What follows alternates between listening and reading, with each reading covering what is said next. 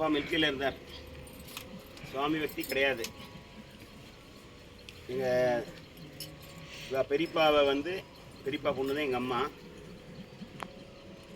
அப்போது நரசிம்ம சுவாமி எங்கள் காலத்தில் எல்லாருக்குமே எப்படி வருவான்னா, வயசான கிழவராக வந்து அந்த மாதிரி எங்கள் அப்பா கையில் வந்து எங்கள் அம்மாவை கொடுக்குற மாதிரி அப்பாவுக்கு ஒரு கனவு.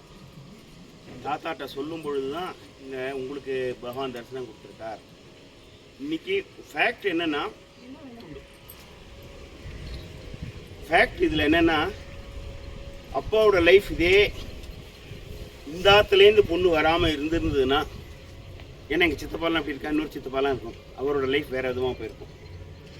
தாத்தா பாவதர் அடுத்தது ஒரு கேரி அவுட் பண்ண முடியும். அதுக்கு பகவான் நரசிம்மர் வந்து இந்த ஆற்றுலேருந்து பொண்ணை கொடுத்து அப்பாவை என்னென்ன வழியில் திருத்த முடியுமோ, அவ்வளோ இல்லாத கெட்ட பழக்கம்லாம் இல்லாமல் இருந்தது. மிலிட்ரியில் இருந்ததுனால சொல்ல முடியாது. கடைசியில் ஒரு பழக்கம் கூட இல்லை. அந்த அளவுக்கு அவர் வந்து சுவாமி சுவாமி சுவாமின்னு சொல்லிட்டு அவரோட இதில் இந்த நரசிம்ம அவதாரம் இன்னைக்கு எல்லாரும் சொல்லுவோம் ரொம்ப ஸ்பெஷல் பா. நாங்கெல்லாம் பண்ணுறது ஒன்றுமே கிடையாது. அப்பா வந்து சொல்லவே சொல்லுவா. ஆக்சுவலி நான் சொல்றதுல எனக்கு வெக்கம் இல்லை.